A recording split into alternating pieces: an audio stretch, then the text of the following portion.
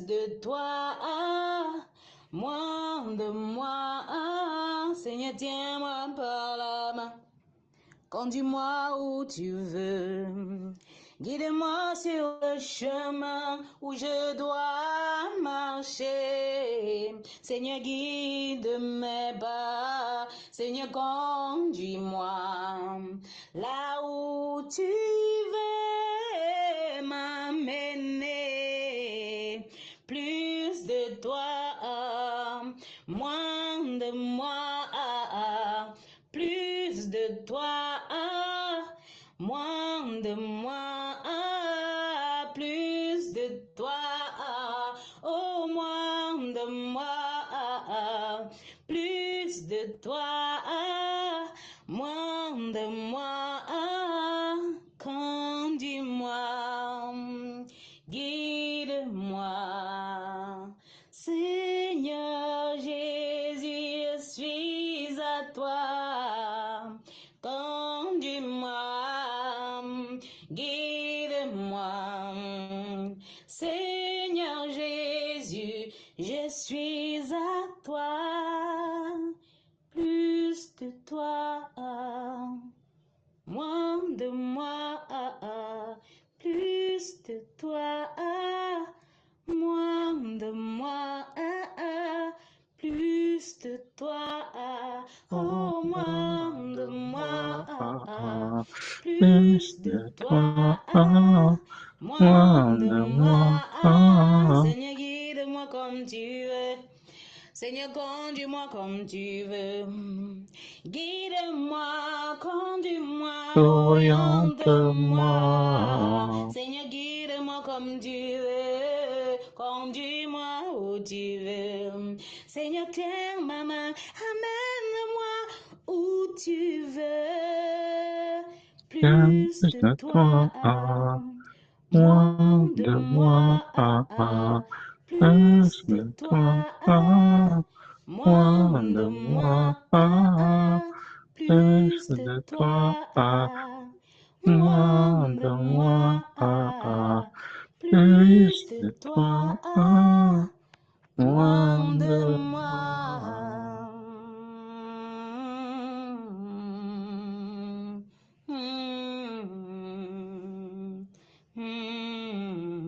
Plus de toi.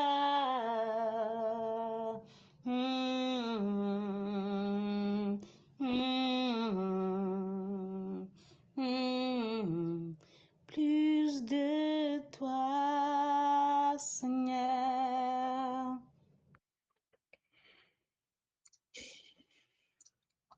Ok, nous allons prier et puis nous allons commencer.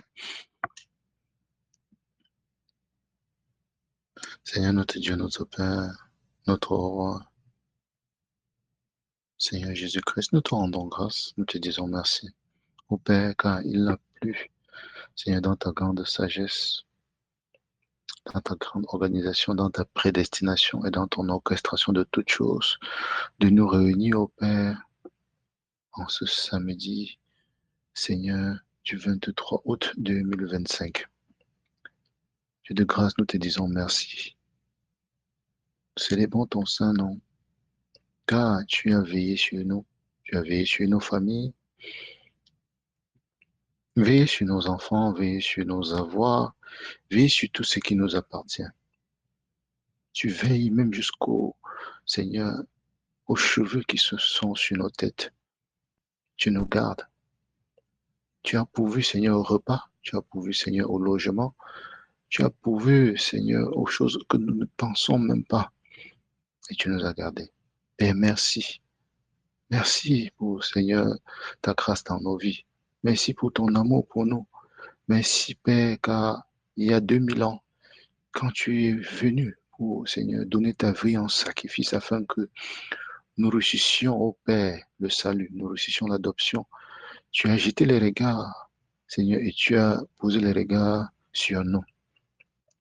Tu as posé les regards sur 2025 et au Canada et tu nous as élus comme ton peuple, un peuple saint qui te sert. Pour cela, ô Père, nous te rendons grâce, nous te disons merci. Père, tes faveurs sont innombrables et incomparables dans nos vies. Seigneur, comment pouvons-nous commencer ou par où allons-nous commencer, Seigneur, pour te rendre grâce? Tellement tes bienfaits sont innombrables et elles se renouvellent chaque jour. Pour cela, Père, nous humilions nos âmes au-devant de toi ce jour. Nous nous soumettons à toi. Nous te rendons grâce. Te disons merci. Merci. Merci, Père. Reçois de nous, Seigneur, ces petits mots qui expriment, Seigneur, la gratitude qui vient de nous envers un amour aussi profond, un amour aussi pur, un amour aussi parfait. Oh Seigneur, merci pour ton amour pour nous. Merci pour ta grâce pour nous. Merci pour ta miséricorde pour nous. Merci, ô Père, car tu as voulu, ô Père, dans cette génération perverse et corrompue, nous éclairer par ta parole, nous éclairer par ta lumière, et plus encore, nous sceller par ton esprit. Merci, Seigneur, pour cette grâce que tu nous fais. Merci, Seigneur, pour le fait que tu fais de nous des porteurs de lumière dans ces temps de ténèbres. Merci, Seigneur, pour cette grâce.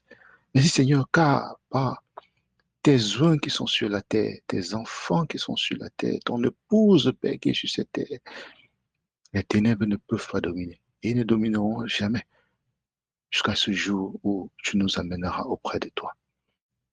Merci Seigneur pour cette grâce.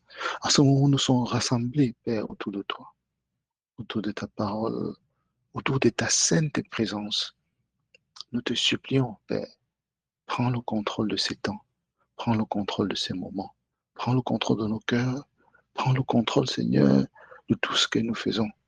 Car nous voulons, Seigneur, rentrer dans ta sainte présence et sortir changé, sortir transformé, sortir nettoyé, sortir purifié, sortir une personne différente. Donne-nous, Seigneur, un cœur pendant ces moments qui s'attache à toi, un cœur qui cherche davantage ta sainte présence. Mais touche un cœur, touche une vie, touche une personne ce soir. Seigneur, nous soumettons maintenant toute pensée captive à l'obéissance de Christ et nous ramenons toute pensée dans ce lieu où toutes les pensées sont dirigées et focalisées vers le Seigneur Jésus. Père, guide-nous et dirige-nous. Toi qui es le conducteur par excellence, conduis-nous. Toi qui diriges de manière parfaite, dirige-nous. Nous sommes soumis totalement à toi. Au nom de Jésus, nous avons prié. Amen.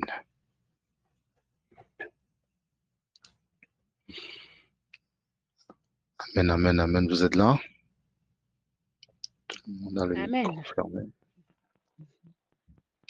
Shalom encore, shalom sœur Caroline, shalom frère Pascal, shalom ma sœur Lionel, shalom, shalom. Que la paix et la bénédiction du Seigneur soient notre partage en ce jour. Et que la grâce du Seigneur soit multiple et multipliée dans nos vies et dans celles de nos familles, de nos enfants, de nos conjoints et de nos conjointes. Cela étant, est-ce que quelqu'un a quelque chose qu'il voudrait partager avec le peuple du Seigneur? Un chant, une révélation, une question, quoi que ce soit qu'il ait reçu qu'il voudrait partager avec le peuple du Seigneur, sentons-nous libres. Sentons-nous libres. Une chose est sûre et certaine, c'est que depuis mercredi qu'on s'est rassemblés, le Seigneur a fait quelque chose pour chacun de nous. Ça, c'est sûr et certain. Donc, qui veut donc partager quelque chose avec ses frères et ses sœurs comme ayant reçu du Seigneur ou exprimer sa gratitude?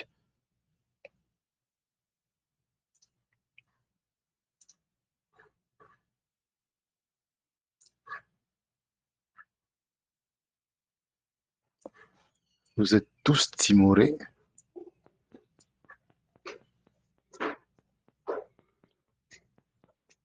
Shalom, ma soeur Gladys, tu voulais...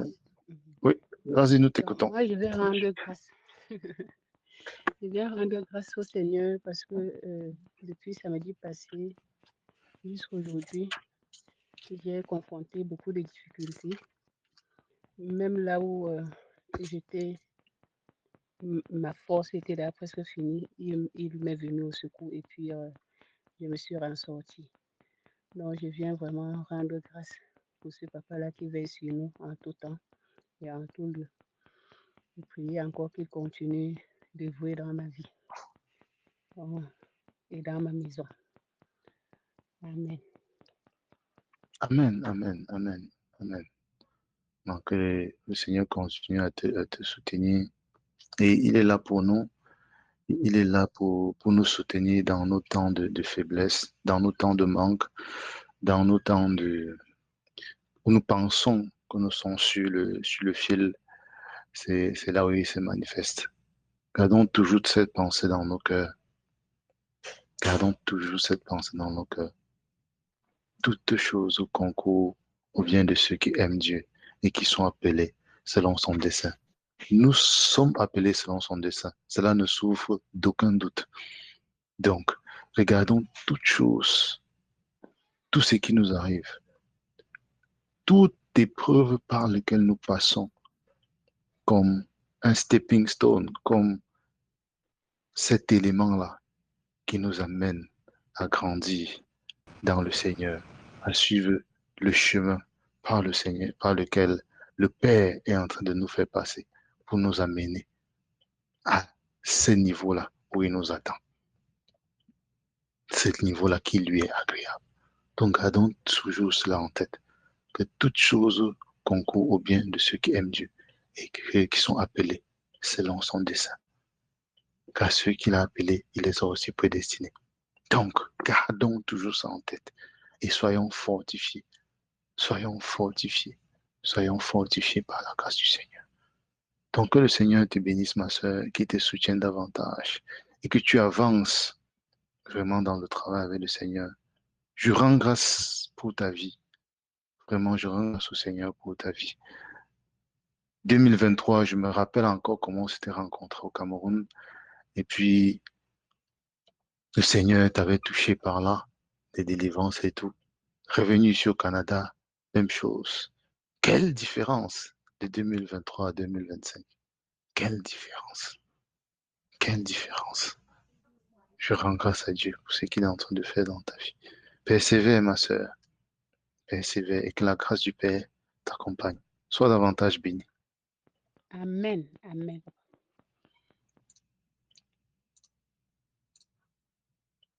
Mes frères, mes sœurs, quelque chose à partager avec le peuple du Seigneur. Un chant? Shalom, shalom. Shalom, shalom, shalom, ma sœur. C'est la sœur Caroline. En fait, moi aussi, je viens pour rendre grâce à Dieu parce que la semaine passée n'a vraiment pas été une semaine facile. J'avais déjà parlé de l'état de santé de mon papa, donc il a fait 6 jours sur oxygène et par la grâce de Dieu vraiment, parce que les médecins étaient comme il disait que ça va pas aller, ça va pas aller, mais par la grâce de Dieu, il ne dépend plus de l'oxygène, il respire par lui-même. Et c'est pas encore la grande forme, mais je pense que le Seigneur va continuer de faire grâce. Donc, je veux déjà lui dire merci, merci, merci à vous pour vos prières, parce que je pense que ça arrive à bon port. S'il n'est plus sur oxygène aujourd'hui, moi, je crois que c'est le miracle de Dieu et Amen. que je suis reconnaissante et je sais que Dieu n'a pas fini d'agir dans sa vie. Donc, c'est mon témoignage et puis ma gratitude envers le Seigneur. Merci. Amen, amen, amen. Vraiment que la miséricorde du Seigneur se manifeste encore malgré, bon, nous en avions parlé, malgré la désobéissance des membres de la famille envers les directions et les instructions claires du Seigneur. Le Seigneur a toujours un cœur d'amour. Donc, nous prions vraiment que la miséricorde du Seigneur se manifeste davantage envers ton papa et que sa grâce lui soit accordée. Mais surtout, surtout, surtout, notre désir, c'est que le Seigneur passe par ces événements-là pour ramener les cœurs à lui, pour ramener les cœurs à lui, pour montrer qu'il est le Dieu qui fait des choses là où les hommes ont dit ce n'est plus possible, c'est là où il se manifeste. qui change les cœurs, qui change un désert en une verdure, qui change un désert en une verdure, qui fait revenir des eaux à la vie. Que le Seigneur fasse cela et que par cette porte-là qu'il est encore en train d'ouvrir dans ta famille, vraiment nous crions que le Seigneur amène les cœurs qui sont pour lui dans cette famille à lui. Mes frères et sœurs, prenons le temps de prier, je vous en prie. Prenons le temps de prier pour ces situations et que la grâce du Seigneur, comme nous sommes en train de le dire, puisse passer au travers de cela pour appeler les gens de cette famille. Tendre Père, Seigneur Jésus-Christ, Dieu d'amour, Dieu de miséricorde, nous te disons merci, Père, car tu ne regardes pas aux fautes, tu ne regardes pas aux manquements. Si tu regardais à cela, Père, tu ne serais pas allé vers Adam qui avait péché dans le jardin. À chaque fois où l'homme faillit, c'est toi qui viens vers lui. Malgré les instructions que tu donnes, malgré les conseils que tu as déjà mis par écrit, l'homme s'égare toujours. Mais toi, dans ton amour, dans ta miséricorde, tu viens toujours vers nous. Père, nous te disons merci pour le papa de Caroline que tu es en train de toucher, sur lequel ta main est en train d'être posée. Père, que toute la gloire te revienne. Mais Père, nous crions au Seigneur, nous crions au Dieu afin que par ce qui est en train de se passer avec ce papa, que tu lèves, Seigneur, la confusion entre les faux dieux et toi qui es le vrai Dieu. Qu'il y ait une séparation claire entre les dieux de ce monde et toi qui es le seul vrai Dieu. Qu'à travers ce qui va se passer au Père, tu amènes les cœurs à toi. C'est notre désir, Seigneur Jésus. Quand tu faisais un miracle, Père, quand tu as multiplié les pains, c'était pour montrer au peuple qu'en plus de donner, Seigneur, ces pains spirituels, tu pouvais donner le pain physique. Et plusieurs croyaient en toi. Quand tu as fait sortir Lazare de la tombe, Seigneur, plusieurs ont cru à toi, au point où les gens voulaient faire mourir Lazare. Père, nous voulons que tu passes par cet événement pour amener les cœurs à toi.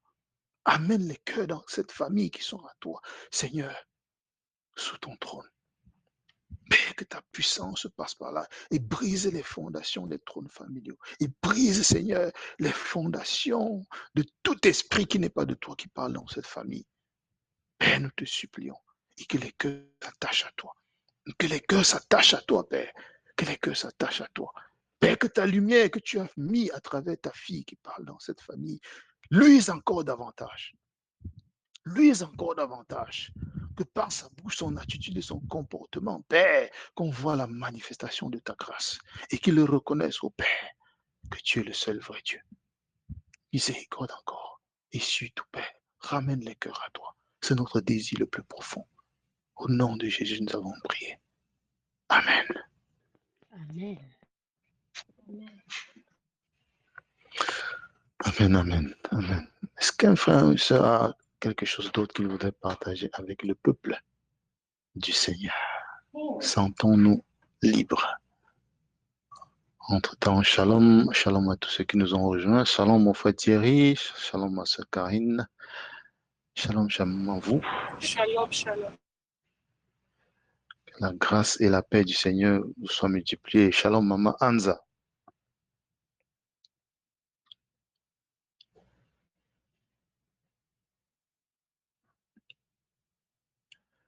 Qui d'autre? Shalom, shalom, c'est la sœur Linda. Je voudrais juste chanter un cantique. Chante-nous ça, ma sœur. Chante-nous ça. J'irai là-bas parmi les anges, près d'Emmanuel, me consoler. Passons mon temps dans la louange. Dire à Jésus un grand merci. J'irai là-bas, parmi les anges, près d'Emmanuel, me passons mon temps dans la louange. Dire à Jésus un grand merci. Passons mon temps dans la louange. Dire à Jésus un grand merci. J'irai là-bas, dans la cité céleste, près d'Emmanuel, me consoler. Passons mon temps dans la louange. Dire à Jésus un grand merci. Passons mon temps dans la louange. Dire à Jésus un grand merci. Amen. Amen, amen, amen. Ma soeur, on voit encore. Le registre des chants est fini. Tu es l'eau de la vie, tu es l'intarissable torrent, tu ne taris jamais, tu ne taris jamais, tu es l'eau de la vie, tu es l'intarissable torrent, tu ne taris jamais, tu ne taris jamais, inonde nos cœurs, inonde nos cœurs, inonde nos cœurs, inonde nos cœurs, touche nos cœurs. Touche nos cœurs, touche nos cœurs, touche nos cœurs, touche nos cœurs. Tu es l'eau de la vie, tu es l'intarissable torrent, tu ne taris jamais. Tu ne taris jamais, tu es l'eau de la vie, tu es l'intarissable torrent, tu ne taris jamais, tu ne taris jamais. Inonde nos cœurs, inonde nos cœurs, Jésus, inonde nos cœurs, inonde nos cœurs, car sa bonté vaut mieux que la vie, Seigneur, oh, car ta bonté vaut mieux que la vie. Nos lèvres célèbrent toutes tes louanges, car ta bonté vaut mieux que la vie. Car ta bonté vaut mieux que la vie. J'élèverai même en ton nom, Seigneur, on s'élèverait. Même en ton nom, Nos lèvres célèbrent toutes tes louanges, car ta bonté vaut mieux que la vie, car ta bonté vaut mieux que la vie, car ta bonté vaut mieux que la vie, car ta bonté vaut mieux que la vie. Digne, digne, les cieux disent que tu es digne, digne, digne, ton église dit que tu es digne, digne, digne, tes servants disent que tu es digne, digne, digne, tes candidats disent que tu es digne. Digne, digne, ton épouse dit que tu es digne. Digne, digne, tes servants disent que tu es digne.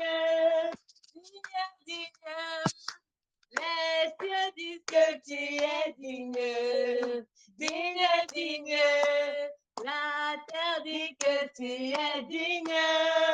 Digne, digne, l'Amérique dit que tu es digne, digne, digne, ton église dit que tu es digne, digne, digne, nos familles disent que tu es digne, digne, digne, nos enfants disent que tu es digne, digne, digne.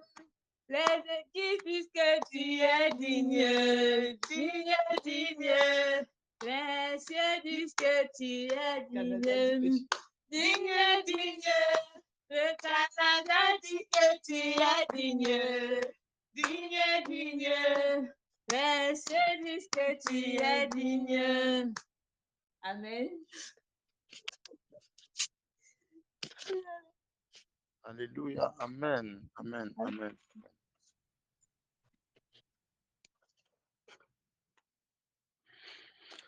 Effectivement, notre Seigneur est digne. Il est digne, vraiment. Il est digne d'amour. Il est digne de louange. Il est digne de tout ce qui peut s'élever de nous. Il est digne. Il est digne de tout. Qu'il le reçoive de nous, le peu de choses qu'on peut lui donner. Cet amour, ces louanges qui sortent de nos lèvres, comme un signe de notre révérence envers sa grande personne, car il est parfait. Il est digne. Il est digne d'être loué. Il est digne d'être adoré. Il est digne d'être magnifié. Quand nous lisons l'Apocalypse, nous voyons comment ce livre était scellé et que nul n'a été trouvé digne d'ouvrir le livre. Et Jean, le serviteur, s'est mis à pleurer, mais comment personne n'a été trouvé digne. Mais celui qui l'accompagnait a dit non, non, calme-toi, calme-toi. L'agneau a été trouvé digne d'ouvrir le livre. L'agneau, il a été trouvé de rompre les sceaux du livre. L'agneau, l'agneau est digne. L'agneau est digne de rendre justice divine. Oh, l'agneau est digne. Notre Seigneur est digne. Il est digne. Et c'est comme ça qu'à la mention de son nom, tout genou fléchit dans les cieux, sur la terre et sous la terre. Car il n'y a pas un autre nom par lequel nous devons être sauvés. Si ce n'est Jésus-Christ de Nazareth, qui a donné son sang sur la croix pour moi, pour toi, pour chacun d'entre nous. Ah, magnifique. Magnifique. Tu es digne, Seigneur. Tu es digne, Seigneur. Tu es digne, Seigneur. Tu es digne, Seigneur. Que les 24 vieillards enlèvent leur couronne et déposent. Qu'ils se prosternent devant toi. Que les myriades des anges se prosternent devant toi. Tu es digne. Tu es digne. Tu es digne. Tu es digne. Tu es digne, Seigneur. Tu es digne. Mes frères et sœurs, est-ce que quelqu'un d'autre a quelque chose d'autre à partager avec le peuple du Seigneur? Un chant encore, une louange, une action de grâce, une question? Sentons-nous libres. Sentons-nous libres.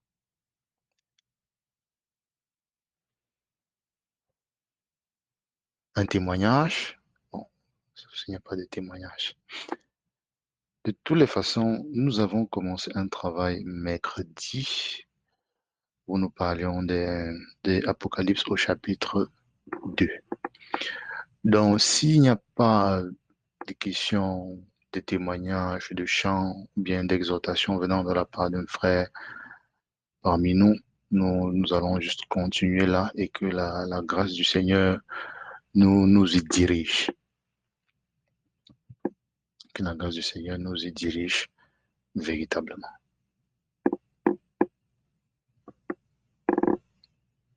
Ok. Continuons donc dans ce livre d'Apocalypse au chapitre 2. Donc, faisons un résumé rapide de ce que nous avions vu la dernière fois pour positionner le contexte, car c'est une chronologie. Quand je dis chronologie, c'est pas chronologie dans le sens de l'un se suivre, mais c'est un fil qui a été donné par le Saint-Esprit dans le livre de l'Apocalypse au chapitre 2, depuis la première des églises jusqu'à la septième. Donc, pour que nous gardions le fil, je vais essayer de résumer autant que cela est possible ce dont nous avions parlé la dernière fois. Nous avions travaillé sur l'église d'Éphèse et de Smyrne. Voilà les deux premières églises. Ma Bible est ouverte devant moi. Donc, l'église d'Éphèse avait été marquée par son travail, sa persévérance et le fait qu'il ne puisse pas supporter les méchants et qu'il a éprouvé ceux qui se disent apôtres et qui ne le sont pas et qui les a trouvés menteurs. Mais Dieu, le Seigneur reprochait quelque chose. Il dit, verset 4, c'est ce que j'ai contre toi, c'est que tu as abandonné ton premier amour. Et il lui dit, souviens-toi d'où tu es tombé. Verset 6, tu as pourtant ceci, c'est que tu es les œuvres des Nicolaïtes, œuvres que je hais aussi. Nous avons parlé de l'église d'Éphèse comme avait été créée par l'apôtre Paul, ou bien il avait démarré l'église d'Éphèse quand il y était. Il a mis 3 ans là-bas où il a travaillé véritablement bien et il avait vraiment donné le conseil de Dieu sans en rien cacher. Donc, il leur avait donné tout ce qui était nécessaire. Et quand nous avions parlé d'Éphésiens, du livre d'Éphésiens, nous avions vu que c'est là où le Seigneur avait parlé par la bouche de l'apôtre Paul des dons hommes à travers les différents ministères, bien à travers les différentes catégories qui sont les apôtres, les prophètes, les docteurs, les évangélistes, les pasteurs, pour le perfectionnement des saints. Donc, ce n'est pas le fait du hasard, mais c'était à dessein que le Seigneur faisait cela, parce que le livre d'Éphésiens, et avec ce que l'apôtre Paul était en train d'y faire, c'était une œuvre non seulement qui était liée à l'église d'Éphèse de cette époque, mais c'était une œuvre fondationnelle, si je peux dire comme ça, entre guillemets, qui était liée aux différentes phases de l'église dans l'évolution de l'église du Seigneur qui est née pendant la Pentecôte. Donc l'apôtre Paul ayant fait cela, à sa sortie, il avait fait appeler les anciens, les évêques de l'église d'Éphèse et il leur avait parlé en leur donnant des consignes bien précises, faisant mention des gens qui vont s'élever du milieu d'eux, des faux ouvriers, et qui vont détourner le peuple de la doctrine, de cette tension qui était née de la chambre haute, donc de la naissance de l'Église. Il est détourné de la parole, il est détourné de la direction du Saint-Esprit. Car à ce moment, c'était le Saint-Esprit qui dirigeait l'Église. Et ils se sont donc égarés, et ils se sont donc retrouvés dans les œuvres des Nicolaïtes, qui voudraient que ce soit l'homme qui dirige l'Église au lieu de la direction du Saint-Esprit. Et c'est comme ça que le Saint-Esprit s'est mis en dehors de l'Église et l'Église a commencé à être gérée par des hommes. Cela ne veut pas dire que le Saint-Esprit est sorti, non. Le Saint-Esprit était là, il œuvrait, mais pas comme il aurait voulu œuvrer. C'est ce dont nous avions parlé la dernière fois. Et nous avons vu que cette frange-là, ce groupe de personnes, de faux ouvriers, ils se sont montés, bon, quand ils se sont montés, ils ont grandi, puisqu'à chaque fois, ça grandit, c'est une petite sémence qui grandit, comme dans la Pentecôte, une petite sémence qui est sortie, qui a commencé à grandir à travers les 120 qui étaient à la chambre haute, et puis ceux qui se sont joints à eux plus tard. Parmi eux, nous avons les diacres comme Philippe, comme Étienne et Nicanor, tout ça. Ça a grandi. Donc, voyons aussi que l'œuvre des Nicolaïtes a aussi grandi. Et cette œuvre ayant grandi a créé une frange de chrétienté qui n'était pas sous la conduite du Saint-Esprit. Et nous voyons que dans l'église de Smyrne, cette frange-là de la chrétienté a commencé à œuvrer et a donc persécuté l'église qui était sous l'emprise de la direction du Saint-Esprit. C'est là où on a vu la mention de vous aurez une tribulation de 10 jours, qui est une période de 10 ans pendant lesquelles les chrétiens qui vivent selon la stricte direction du Saint-Esprit seront persécutés par l'Église institutionnelle. Parce que ces œuvres de Nicolaïtes, là, ils prennent le pouvoir étatique pour pouvoir s'armer et persécuter les vrais disciples du Seigneur Jésus. Comme par exemple l'apôtre Paul, mais pas Paul, mais Saul lui-même, quand il était sur le chemin de Damas, qui avait reçu, lui étant de l'église institutionnelle de ce moment-là, il avait reçu un parchemin de la part de l'église armée de l'État pour aller persécuter les fidèles du Seigneur Jésus. Et c'est là où le Seigneur Jésus l'a appelé. Pareil ici, il recevait donc du pouvoir étatique, une puissance pour aller persécuter, pour aller faire la tribulation. Et quand on dit tribulation, c'est faire mourir les saints du Seigneur. C'est pour ça qu'il est dit là-bas, ne crains pas de ce que tu vas souffrir, mais il dit, sois fidèle jusqu'à la mort, je te donnerai la couronne de vie. Donc il y a eu beaucoup de morts. Il y a eu beaucoup de gens qui sont morts durant la période des Smyrnes. Et nous voyons que c'est l'une des phases pendant lesquelles le Saint-Esprit n'a pas émis de reproches à l'Église de ce temps. Vraiment, le Saint-Esprit n'a pas émis de reproches. Il les a juste demandé de tenir ferme, d'être fidèles.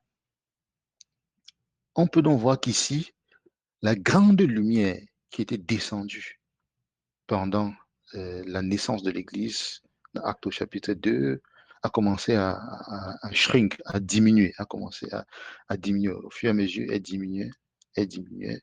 Et on se retrouve donc dans la phase de l'Église qui s'appelle l'Église de Pergame. Et c'est là où nous allons commencer euh, la séance d'aujourd'hui.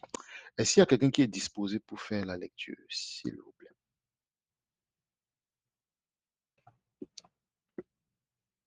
Ce serait plus interactif et plus intéressant qu'il y ait quelqu'un pour la lecture.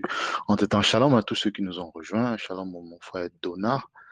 Je ne sais pas s'il y a quelqu'un d'autre qui nous a rejoints, mais shalom, shalom. Que la paix et les grâces du Seigneur te soient multipliées, ainsi que ton épouse et ta famille. Soyez bénis au nom de Jésus-Christ. Est-ce qu'il y a quelqu'un de disponible et de disposé pour nous lire, s'il vous plaît? Pour que ce ne soit pas comme un monologue que je suis en train de faire.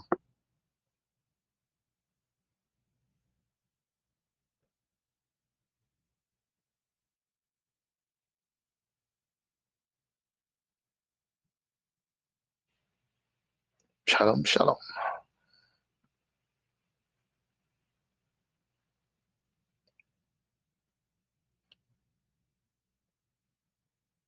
Bon, Oui, s'il n'y a je personne. suis disponible pour lire la Bible. Ah, ok. Ah, les hommes de cette maison sont passés bon. Ok. Ok. Bon, on va donc prendre d'abord Apocalypse chapitre 2 et on va lire du verset 12 jusqu'au verset 17. Et puis on va revenir maintenant au fur et à mesure pour travailler comme le Seigneur va va nous y guider. Donc Apocalypse chapitre 2 du verset 12 au verset 17. Apocalypse chapitre 2, verset 12 au verset 17.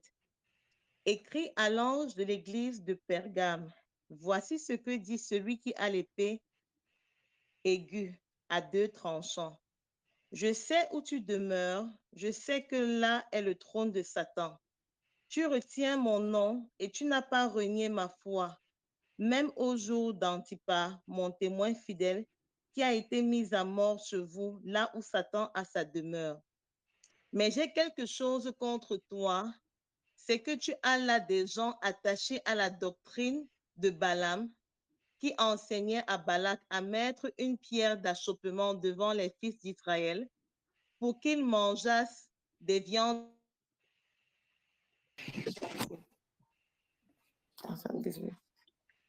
Des viandes sacrifiées aux idoles et qu'ils se livrassent à l'impudicité. De même, toi aussi, tu as des gens attachés pareillement à la doctrine des Nicolaïtes.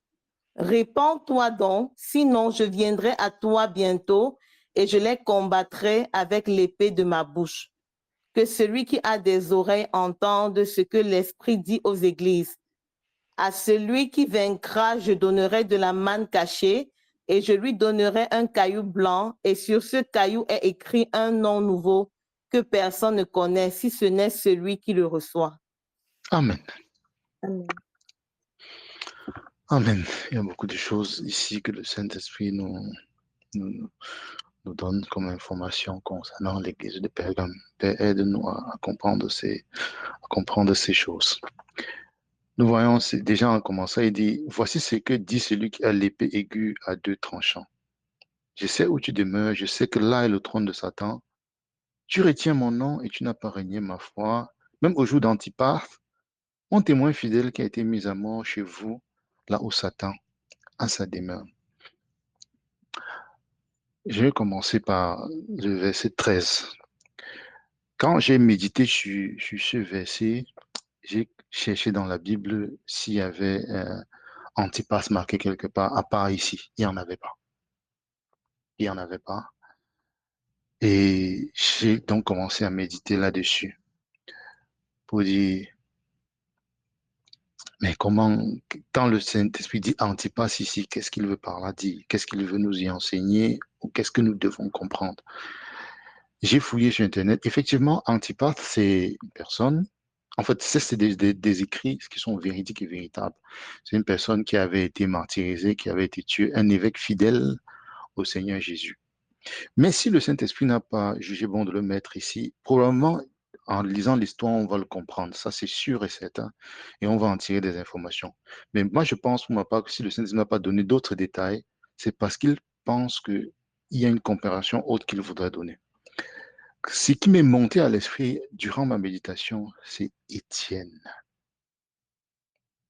Étienne dans Actes des Apôtres. Nous allons donc aller lire Étienne dans Actes des Apôtres avant de revenir sur le cas justement d'Antipas.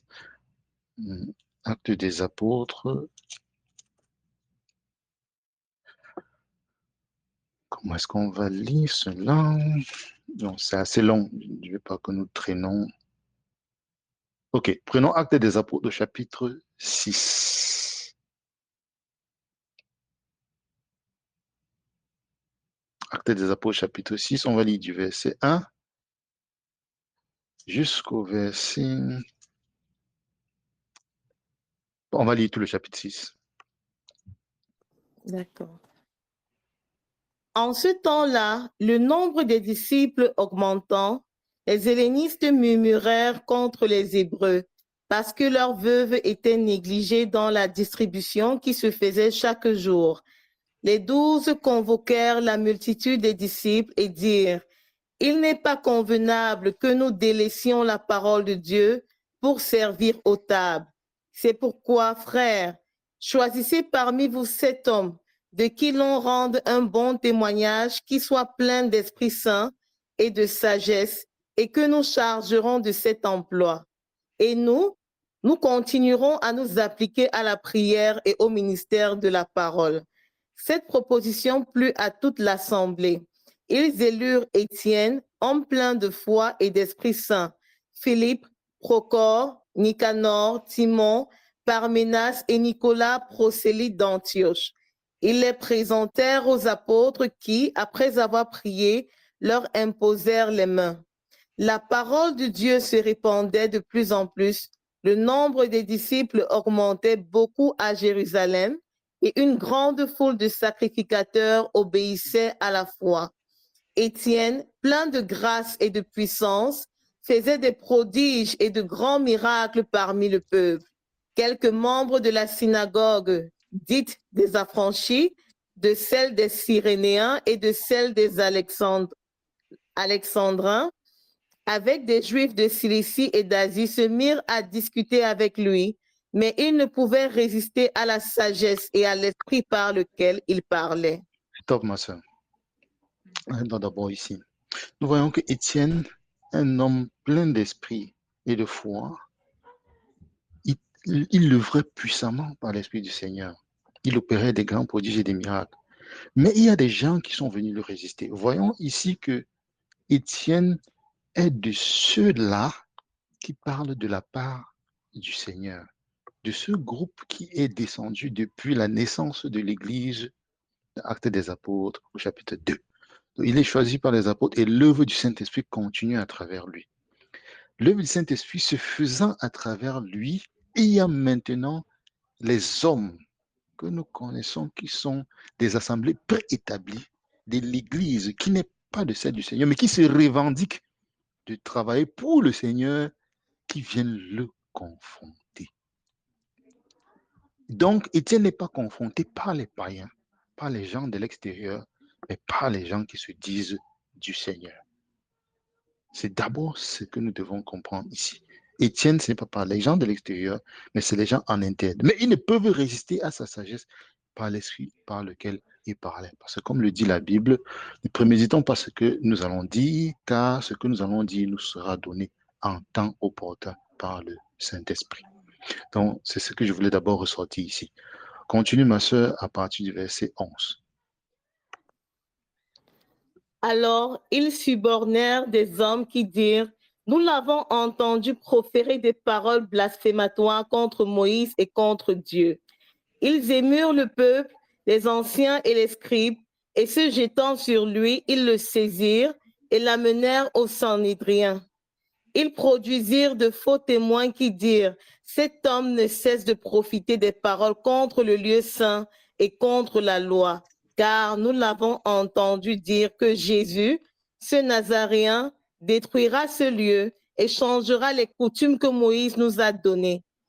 Tous ceux qui siégeaient au Sanhédrin, ayant fixé les regards sur Étienne, son visage leur parut comme celui d'un ange.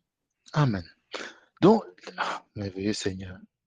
Ouais, c'est toujours la technique que l'ennemi utilise. On prend les paroles du Seigneur, on tord, et puis on ramène ça contre les uns du Seigneur. Étienne n'a jamais dit cela, ça c'est sûr et certain. Mais ce qui nous intéresse ici, verset 11, il subornait des hommes qui dirent, nous l'avons entendu proférer des paroles blasphématoires. Donc, ce n'est même pas la vérité, c'est des hommes à qui ils ont payé, ils ont donné de l'argent, ils ont donné, en tout cas, ils ont utilisé un moyen subterfuge, un terrain, une parcelle ou quoi que ce soit pour leur dire, allez dire de cet homme qu'il est en train de dire des paroles blasphématoires. Ils ont produit des faux témoins pour qu'ils disent ces paroles contre lui devant le Sanhédrin et qu'ils disent de Jésus ce que justement Étienne ne puis pas avoir dit. Ça, c'est sûr et certain. Donc, voilà le cas d'Étienne, voilà comment c'est positionné. Et à ce moment, on l'amène dans le Sanhédrin, qui est comme le Parlement avec tous les hauts gradés de l'Église. Étienne est là au milieu. Il le regarde. Il dit ceci. Tous ceux qui siégeaient au Sanhédrin, ayant fixé les regards sur Étienne, son visage leur parut comme celui d'un ange. Ayant fixé les regards sur lui. Donc, tellement il était rempli du Saint-Esprit que ça se reflétait sur lui. Son visage leur parut comme celui d'un ange. Mais malgré cela, ça n'a pas poussé leur cœur à se convertir. Et Étienne donc fait une démonstration de la parole incroyable du chapitre 7 du verset 1 jusqu'au verset de Moïse dont il parle là, jusqu'au verset 51. Il fait une démonstration incroyable de la parole. Quand la Bible dit ce que vous aurez à dire vous sera donné en temps opportun. Voici un exemple parfait de cela. Depuis Abraham jusqu'au Seigneur Jésus, il fait une démonstration de la parole. Ma sœur continue donc au verset 51 du chapitre 7. Verset 51. Homme au cou raide, incirconcis de cœur et d'oreille, vous vous opposez toujours au Saint-Esprit. Ce que vos pères ont été, vous l'êtes aussi. Lequel des prophètes vos pères n'ont-ils pas persécuté? Ils ont tué ceux qui annonçaient d'avance la venue du juste, que vous avez livré maintenant et dont vous avez été les meurtriers, vous qui avez reçu la loi d'après des commandements d'anges et qui ne l'avez point gardée. En entendant ces paroles, ils étaient furieux dans leur cœur et ils grinçaient des dents contre lui. Mais Étienne, rempli du Saint-Esprit et fixant les regards vers le ciel, vit la gloire de Dieu et Jésus debout à la droite de Dieu. Et il dit, voici, je vois les cieux ouverts et le Fils de l'homme debout à la droite de Dieu. Ils poussèrent alors des grands cris en se bouchant les oreilles, et ils se précipitèrent tous ensemble sur lui, le traînèrent hors de la ville et le lapidèrent. Les témoins déposèrent leurs vêtements aux pieds d'un jeune homme nommé Saül, et ils lapidèrent Étienne qui priait et disait, Seigneur Jésus, reçois mon esprit. Puis, s'étant mis à genoux, il s'écria d'une voix forte, Seigneur, ne leur impute pas ce péché. Et après ces paroles, il s'endormit. Amen.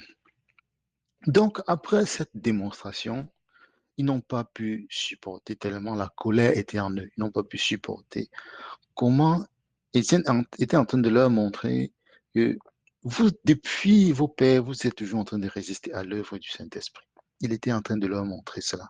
Et la conséquence a été que il a sorti des déclarations de l'esprit.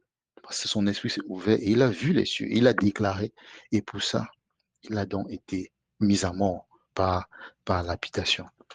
Donc, le cas d'Étienne, ici, est venu dans mon esprit. Et quand je regarde celui d'Antipas, c'est quelque part similaire parce qu'il a témoigné fidèlement pour le Seigneur Jésus et il a payé de sa vie. Donc, Antipas dont on parle ici, c'est des hommes qui ne renient pas la foi du Seigneur, malgré la foule qui est là, malgré ce qu'ils voient venir comme sentence. Et même quand ils sont dans l'exécution de la sentence, ils s'attachent toujours au Seigneur Jésus.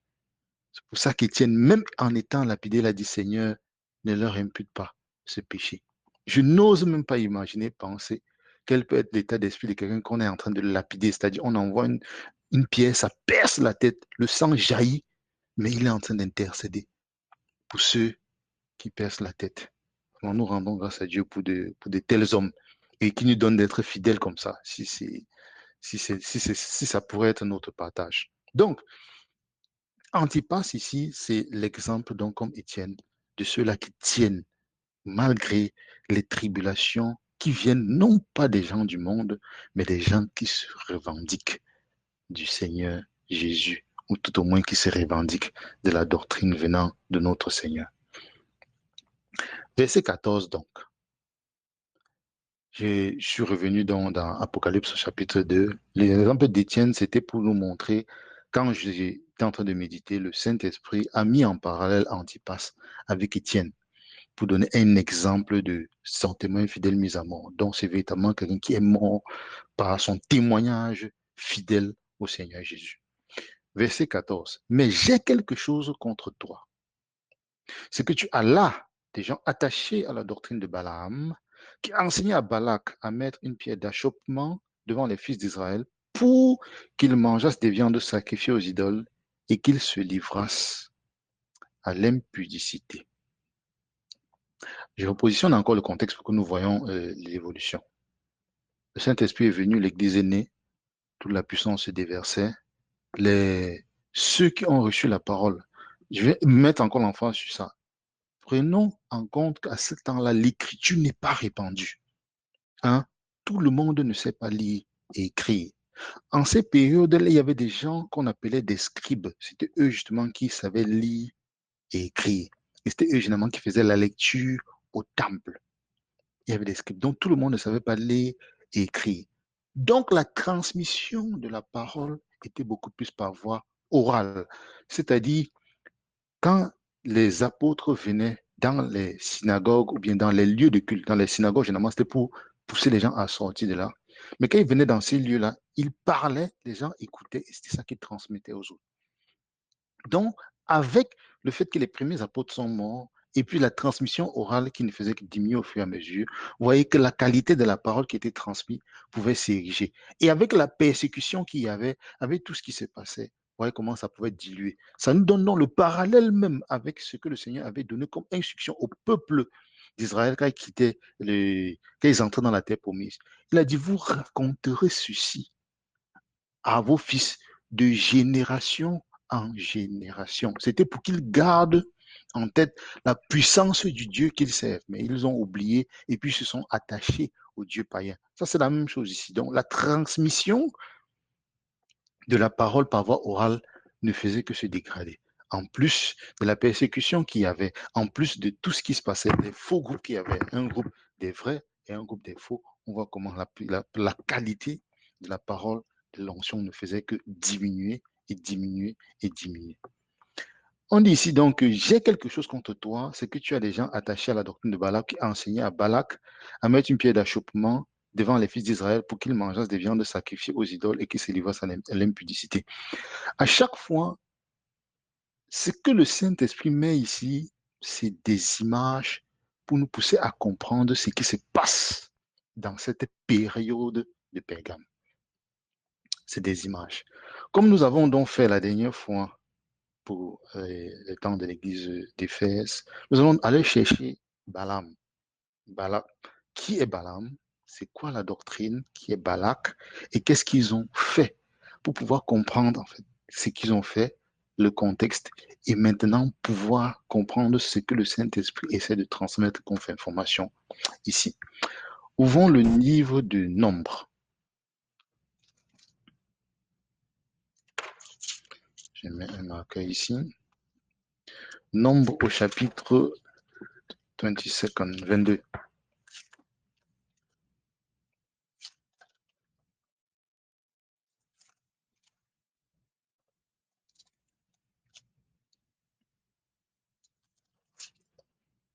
Voilà, Nombre chapitre 22 du verset 1. Bon, on va lire verset 17. C'est vrai qu'il y a beaucoup à lire là-dedans, mais bon. Allons-y comme ça. Allons-y. Nombre chapitre 22, verset 17. Verset 1 à 17. Verset 1 à 17. Les enfants d'Israël partirent et ils campèrent dans les plaines de Moab, au-delà du Jourdain, vis-à-vis de Jéricho. Balak, fils de Sippor, vit tout ce qu'Israël avait fait aux Amoréens. Et Moab fut très effrayé en face d'un peuple aussi nombreux. Il fut saisi de terreur en face des enfants d'Israël. Moab dit aux anciens de Madian, « Cette multitude va dévorer tout ce qui nous entoure, comme le bœuf brûle la verdure des champs. » Balak fils de Sippor, était alors roi de Moab. Il envoya des messagers auprès de Balaam, fils de Béor, à Pétor, sur le fleuve, dans le pays des fils de son peuple, afin de l'appeler et de lui dire, voici, un peuple est sorti d'Égypte, il couvre la surface de la terre et il habite vis-à-vis de moi. Viens, je te prie, maudis-moi ce peuple, car il est plus puissant que moi.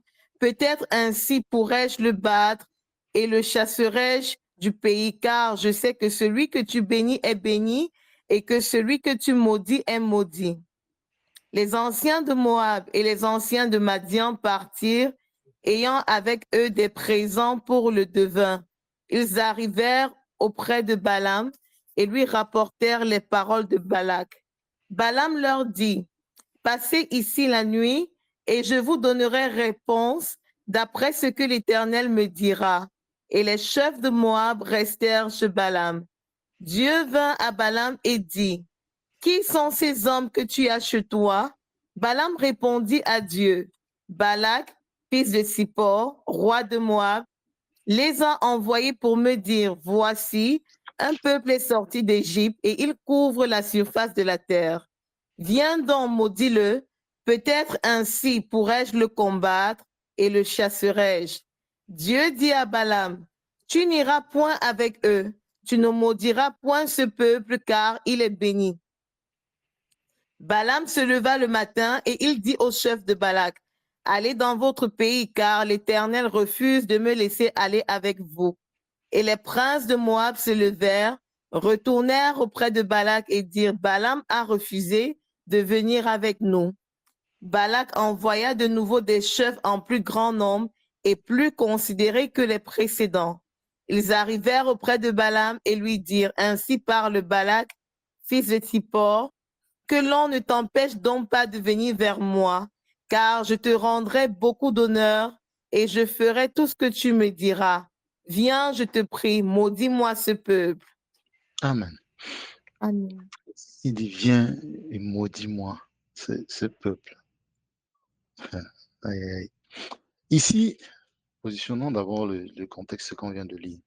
Nous avons le peuple d'Israël qui est sorti d'Égypte, qui est en train de se diriger vers la terre promise. Nous avons un peuple de Moab et je pense que tout le monde connaît les Moabites, qui ont une certaine parenté avec le peuple d'Israël, même si la parenté est éloignée, mais ils ont une certaine parenté. Nous avons donc les Moabites et on dit Moab dit aux anciens des Madians. Il y a les Moabites, les Madianites, tout ça, c'est des parentés au peuple d'Israël. Donc, quelque part, ils ont la doctrine, ou tout au moins, ils connaissent le Dieu d'Abraham. Ils connaissent le Dieu d'Abraham. Donc, ils voient ce peuple-là, et puis ça demande d'aller appeler quelqu'un pour venir le maudire. Quand on va appeler Balaam, justement, pour venir maudire ce peuple, Dieu se présente à Balaam. Dieu se présente à Balaam, et puis il demande, mais qui sont ces gens? Mais Dieu lui dit, non, non, non, tu ne vas pas les maudire parce qu'ils sont bénis. Parce qu'ils sont bénis. Il dit, renvoie-les. Et quand on les renvoie, Balak, le roi du pays, renvoie encore des représentants, des chefs plus glorieux. C'est-à-dire, supposons qu'il avait envoyé, prenons une image simple, pour bien visualiser ça. C'est-à-dire, nous avons un serviteur, nous avons quelqu'un qui parle de la part du Seigneur. Ça, c'est Balaam, qui réside dans une ville quelque part. Il y a un peuple qui est en train de traverser le pays, avec l'image d'aujourd'hui, qui est en train de traverser le pays, ils sont tellement puissants. Et puis le roi du pays, c'est-à-dire le président actuel, décide, bon, nous allons envoyer des émissaires pour aller demander à ce monsieur, parce que nous savons que quand il dit quelque chose, ça s'accomplit. D'aller lui demander de venir maudire ce peuple. Il dit que pour l'envoyer, comme c'est un grand monsieur, nous allons créer un cortège de 10 véhicules, 10 Hummers, et avec plein de présents, on va aller chez lui. Le cortège arrive, il dit entrez, asseyez-vous. Donc vous imaginez la maison avec 10 Hummers et puis des gardes qui sont là. Les gens entrent et puis s'assoient et Dieu vient le visiter la nuit. Il dit non, non, non, renvoie-les. Il se lève le matin et il dit partez. Quand ils partent, ils arrivent voir le président. Il dit que, qu'est-ce qu'il dit que non, il nous a renvoyé. Il dit que non, il ne peut pas nous renvoyer. Cette fois-ci, je vais t'envoyer 20 Oumeurs, 5 hélicos avec non plus seulement les représentants, mais les ministres du pays. Donc, il envoie avec plus de présents encore pour aller chez Balaam. Donc, Balaam reste, ce n'est pas une délégation comparable à celle qui est d'abord venue, mais c'est une plus grande délégation encore qui débarque chez Balaam. Donc, imaginez donc il reste, il voit une délégation pareille qui débarque chez lui avec non plus 10 Oumeurs, 20 Oumeurs, 3 hélicos qui arrivent et puis des mallettes d'argent, des lingots d'or qu'on vient de lui donner. Donc, c'est une manière pour présenter ça pour que nous visualisions un peu ce qui se passe, ce qui se passe ici. Donc, malheureusement, ma soeur, tu vas devoir continuer parce que c'est l'ensemble de l'histoire qui nous enseigne. Donc, ma soeur, continue à partir du verset 18, s'il te plaît. Nous allons lire tout le chapitre. Bon, nous allons nous arrêter au verset 35, oui. Balaam répondit et dit aux serviteurs de Balak, quand Balak me donnerait sa maison pleine d'argent et d'or, je ne pourrais faire aucune chose, ni petite ni grande, contre l'ordre de l'Éternel, mon Dieu. Stop. Maintenant, Stop déjà. Ici, il dit bien, quand Balak me donnerait sa maison pleine d'argent d'or, je ne pourrais faire aucune chose, ni grande ni petite, contre l'ordre de l'Éternel, mon Dieu. Il dit bien, je ne pourrais faire quelque chose contre l'ordre de l'Éternel, mon Dieu, qu'importe ce qu'on me donnera. Continue. Verset 19. Maintenant, je vous prie, restez ici cette nuit et je saurai ce que l'Éternel me dira encore. Stop. Dieu vint à... Stop. Maintenant, déjà, est-ce que, ça c'est une question pour tout le monde, est-ce que le Seigneur peut dire autre chose qu'il a déjà dit encore? Pourquoi est-ce que Balaam veut encore interroger le Seigneur?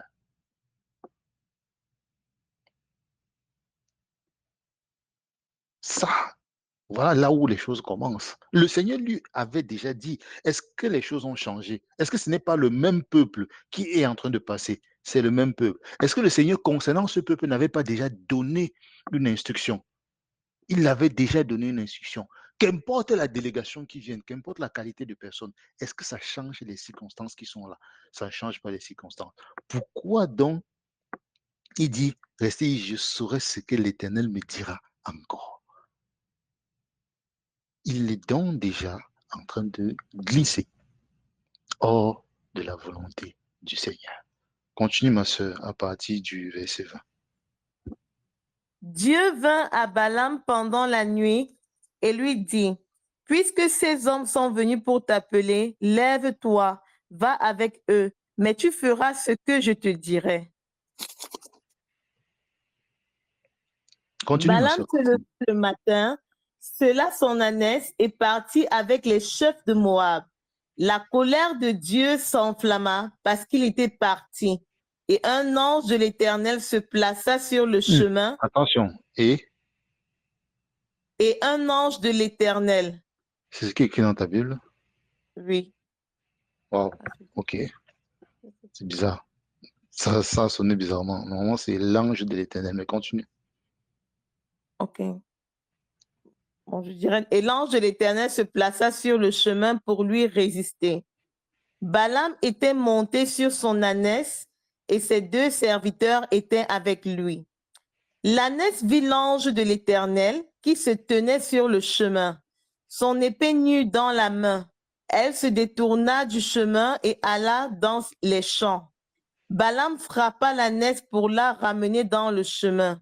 L'ange de l'Éternel se plaça dans un sentier entre les vignes.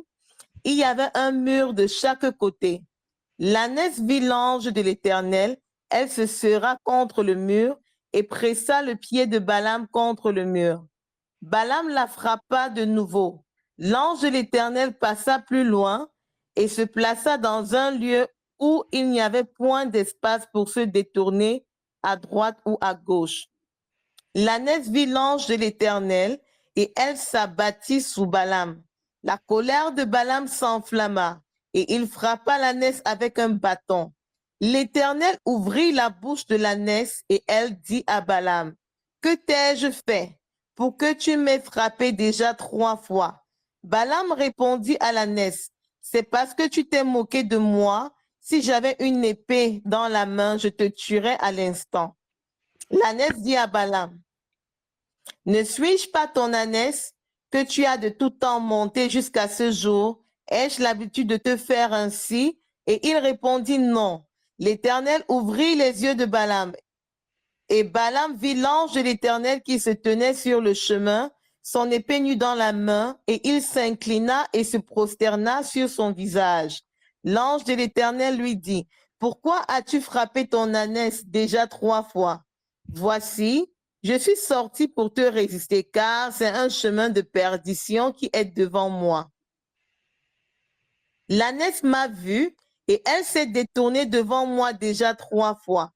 Si elle ne se fût pas détournée de moi, je t'aurais même tué et je lui aurais laissé la vie. » Balaam dit à l'ange de l'Éternel, « J'ai péché, car je ne savais pas que tu te fusses placé au-devant de moi sur le chemin.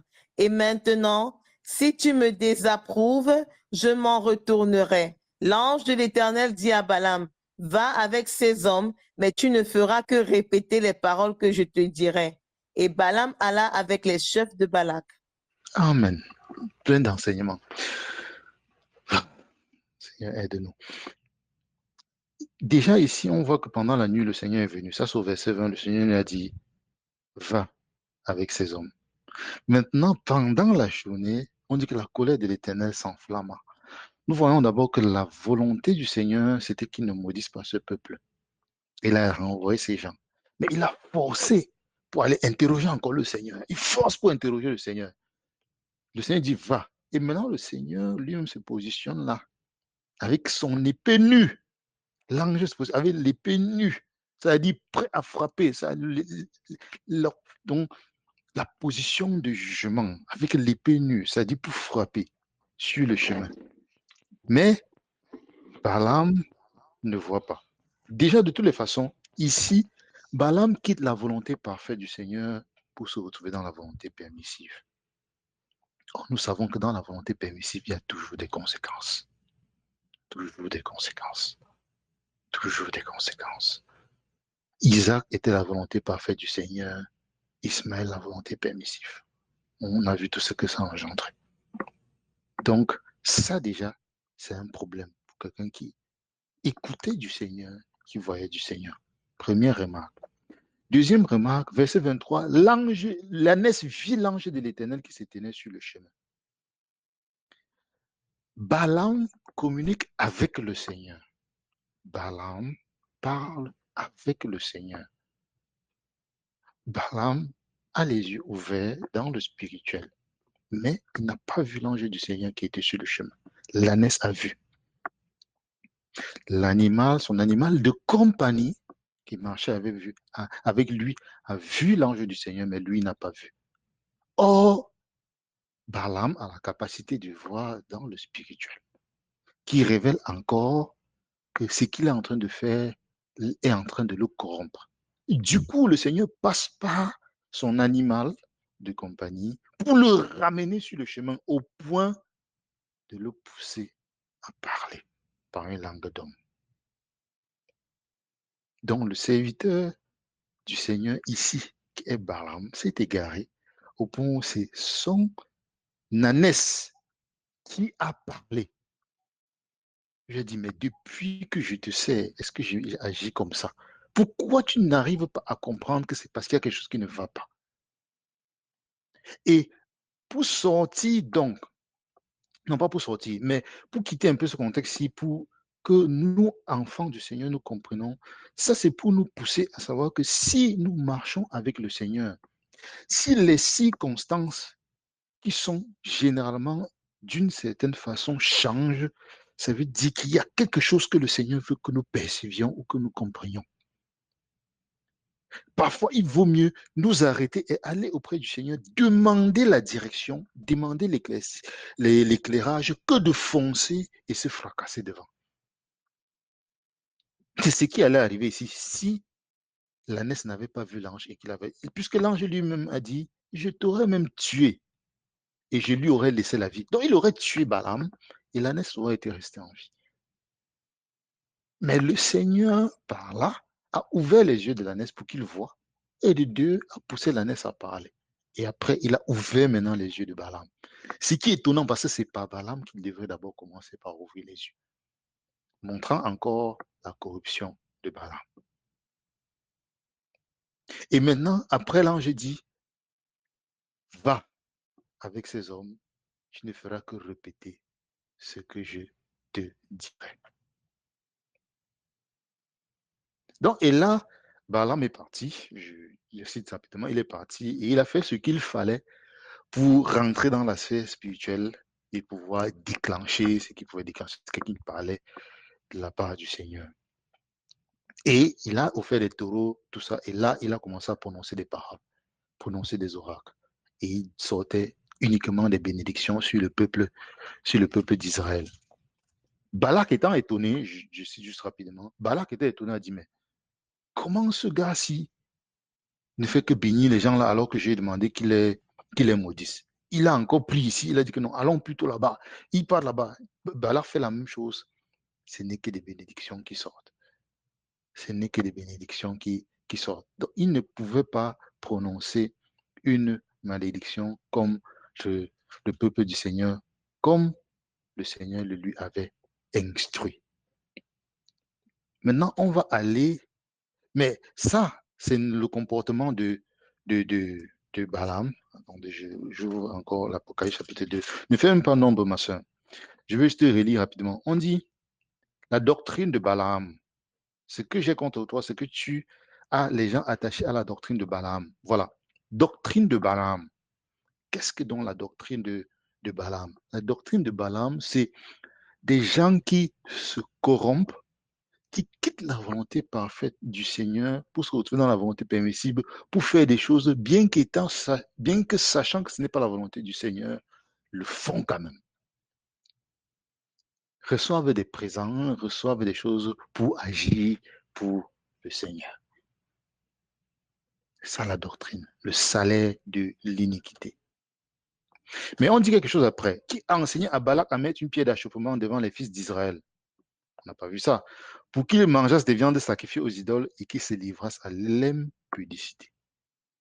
Là, c'était la phase de maudit, béni. Ok. Maintenant, il n'a pas pu maudire le peuple d'Israël, il ne l'a que béni. Ok. Où est-ce qu'il donc a poussé les fils d'Israël à manger des viandes sacrifiées aux idoles et se livrer à l'impudicité? Allons à Nombre chapitre 25, qui est après toute la série de bénédictions. On va lire.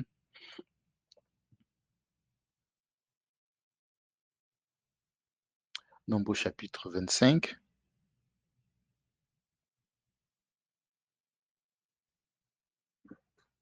Tu es là? Oui, je suis là. Quel verset? Voilà. On va lire du verset 1 jusqu'au verset...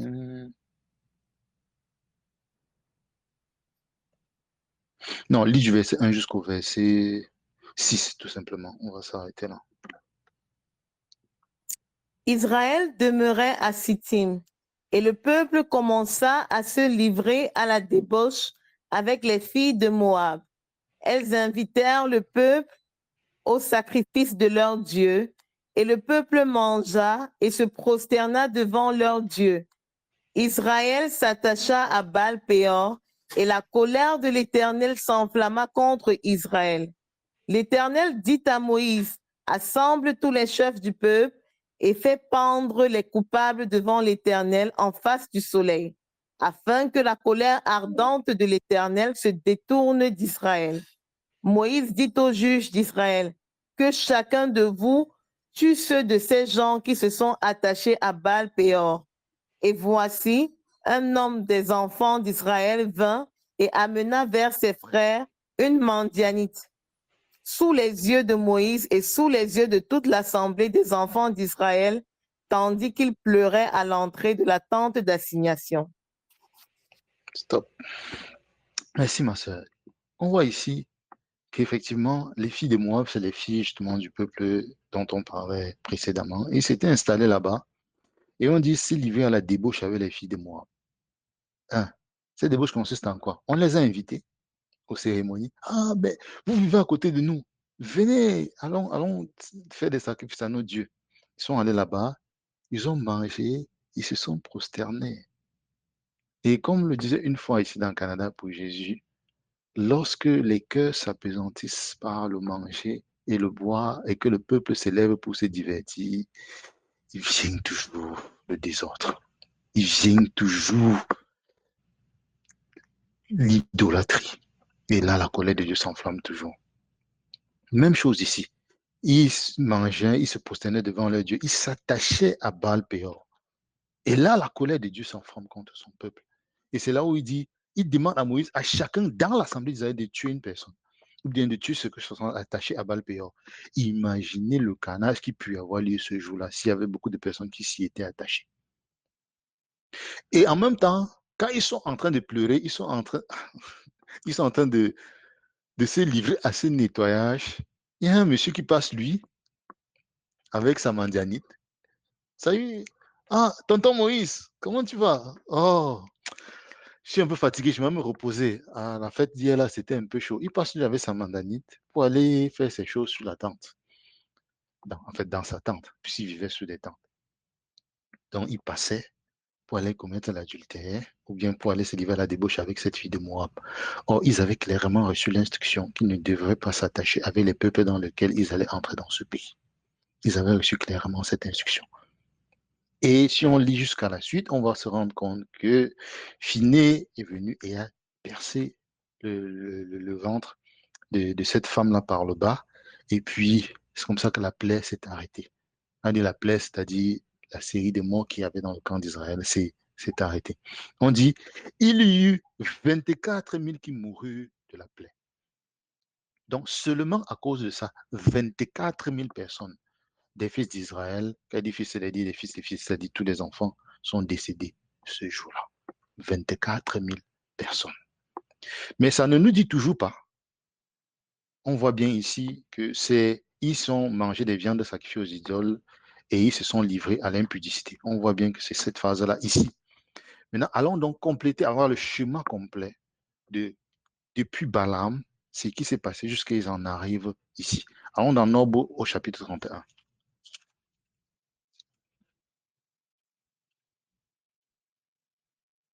Nombre au chapitre 31.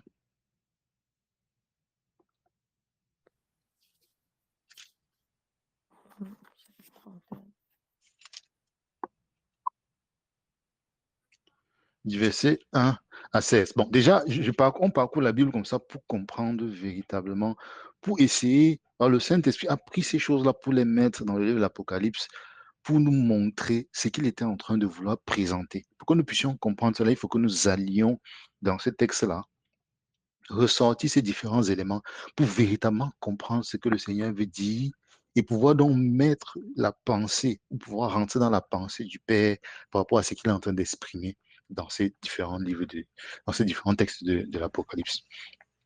Nombre 31, donc, à partir du verset 1, on va jusqu'au verset 16. L'Éternel parla à Moïse et dit, venge les enfants d'Israël sur les Mandianites. Tu seras ensuite recueilli auprès de ton peuple. Moïse parla au peuple et dit, équipez d'entre vous des hommes pour l'armée et qu'ils marchent contre Madian, afin d'exécuter la vengeance de l'Éternel sur Madian.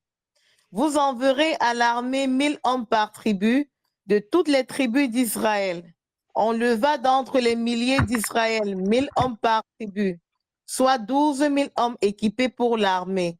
Moïse envoya à l'armée 5 000 hommes par tribu et avec eux le fils du sacrificateur Éléazar, Phiné, qui portait les instruments sacrés et les trompettes retentissantes. Ils s'avancèrent contre Madian selon l'ordre que l'Éternel avait donné à Moïse et ils tuèrent tous les mâles.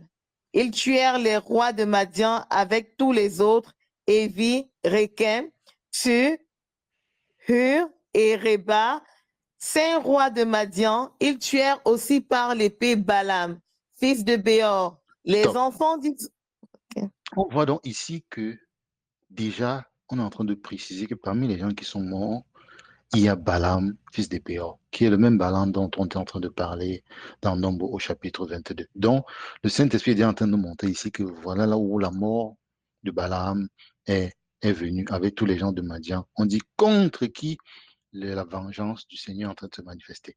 Verset 9, continue, ma soeur.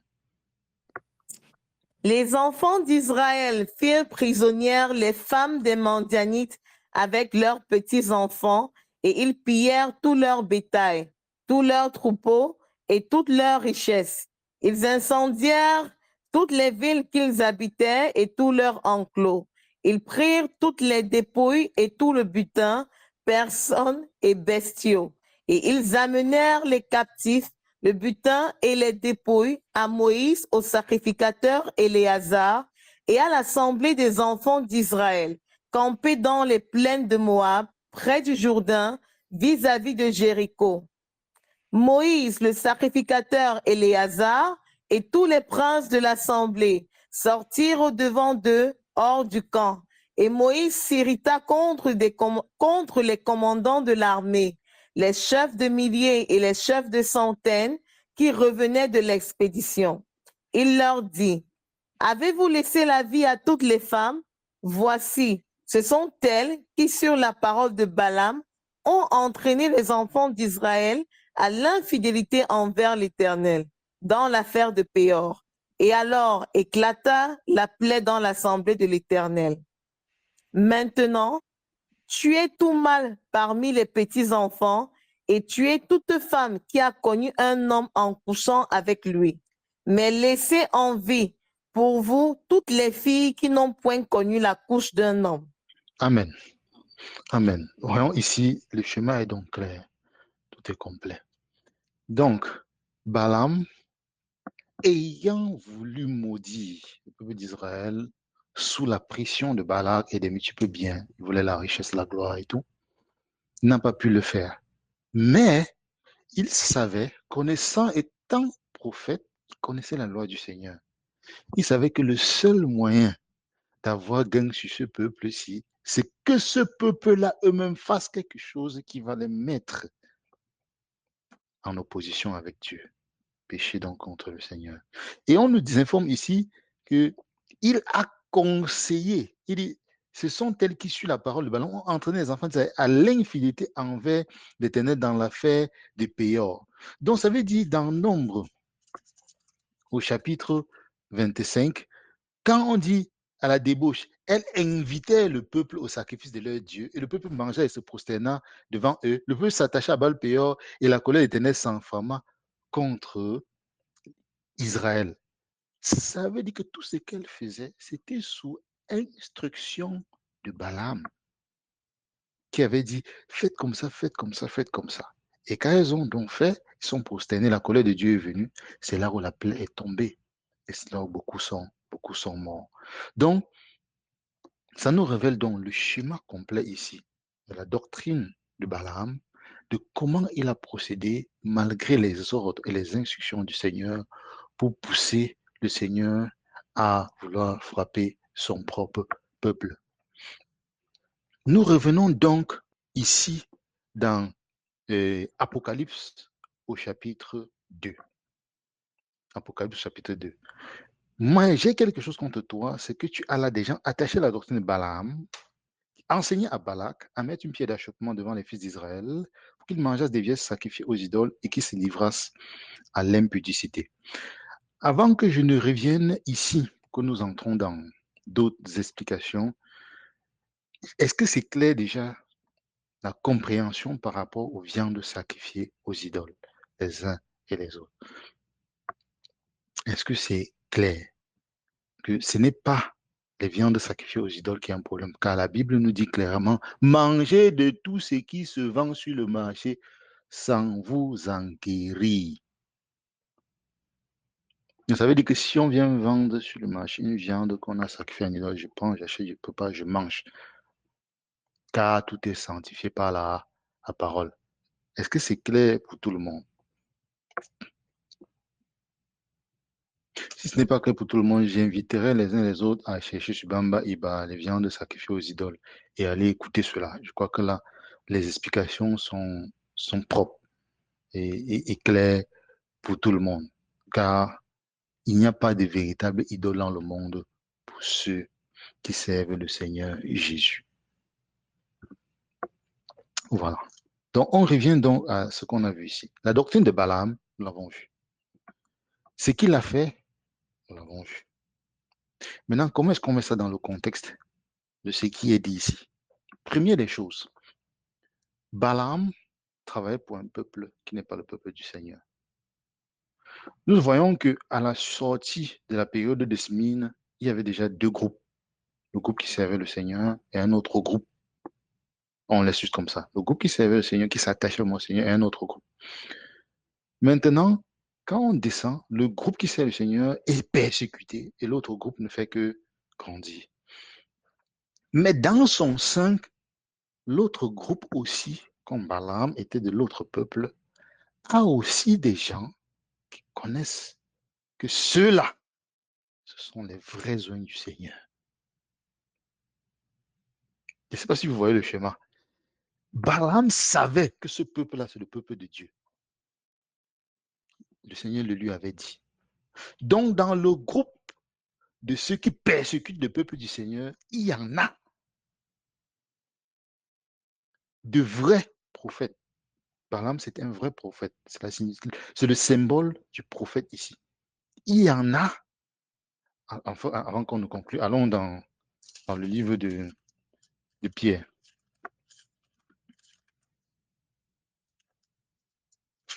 Allons lire le livre de Pierre, nous allons le trouver, quand je cherche.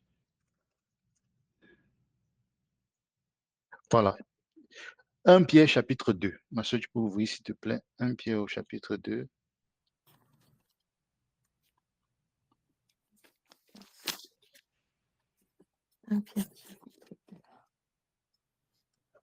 Et je crois que nous l'avions même lu la dernière fois. Les faux éviteurs, les faux prophètes, les faux docteurs. Donc, tu vas lire le verset 1 et puis tu vas lire à partir du verset 12. Donc, tu lis le verset 1 et tu lis le verset 12 après jusqu'au verset 16. Rejetant donc toute malice et toute ruse, la dissimulation, l'envie et toute Attends, tu es dans quel médisance. livre? Ah, j'ai dit 1 Pierre. 2 Pierre, pardon. 2 Pierre 2, pardon. Je m'excuse.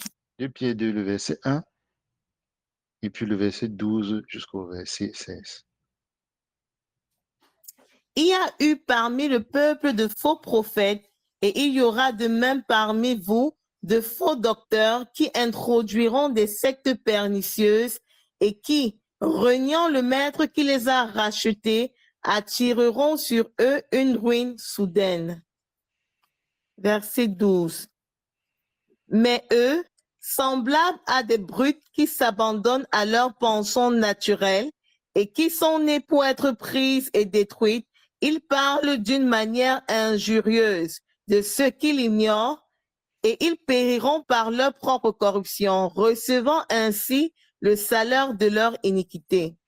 Ils trouvent leur délice à se livrer au plaisir en plein jour, hommes tarés et souillés. Ils se délectent dans leur tromperie en faisant bonne chère avec vous. Ils ont les yeux pleins d'adultère et insatiables de péché. Ils amorcent les âmes mal affermies. Ils ont le cœur exercé à la cupidité. Ce sont des enfants de malédiction. Après avoir quitté le droit chemin, ils se sont égarés en suivant la voie de Balaam, fils de Bosor, qui aima le salaire de l'iniquité, mais qui fut repris pour sa transgression. Une ânesse muette, faisant entendre une voix d'homme, arrêta la démence du prophète. Amen. Voilà. Donc, le Seigneur est en train de clairement nous montrer ici c'était que Balaam, ce qu'il a fait, le chemin qu'il a quitté. Après avoir quitté le droit chemin, ils se sont égarés. On a bien parlé même avant, le salaire de leur iniquité. Donc, ça, c'est le symbole des gens qui se sont égarés et qui égarent. Après avoir quitté le droit chemin, qui se sont égarés, en suivant la voie de Balaam, il est devenu le prototype. Balaam est devenu le prototype de ce type de voyer, qui aima le salaire de l'iniquité. Le salaire, la gloire et tout. On va en revenir quand on va entrer dans le livre de l'Apocalypse. Le salaire de l'iniquité, mais qui fut repris pour sa transgression. 2 points, une ânesse muette, c'est-à-dire une ânesse qui ne parle pas, faisant entendre une voix d'homme. Donc quelque chose qui ne pouvait pas se faire, c'est fait juste pour arrêter la démence du prophète. Nous voyons jusqu'où il était prêt. Il était prêt à aller. Et dans le livre de Jude aussi, on en parle, mais on va revenir dans le livre de l'Apocalypse. Je vais juste dire rapidement,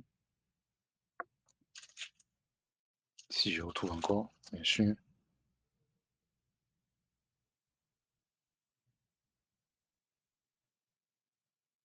Bon, je ne me retrouve pas.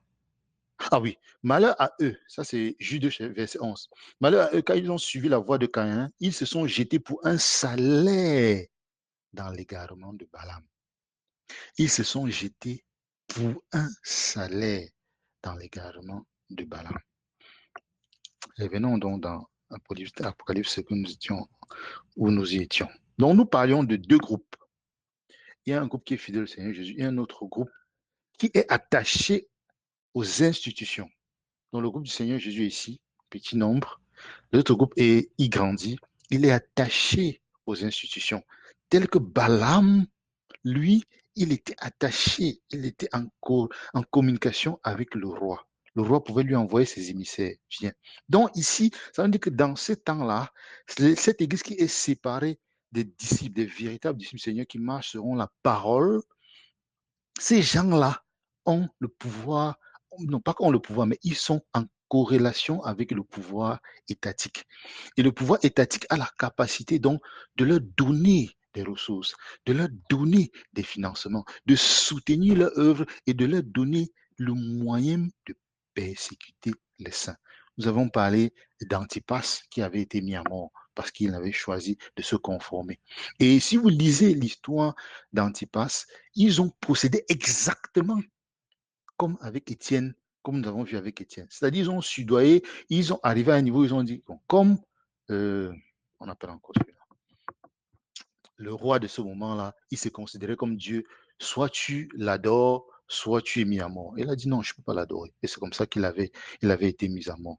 Donc, l'Église, l'institution, et puis là maintenant, nous avons l'Église du Seigneur.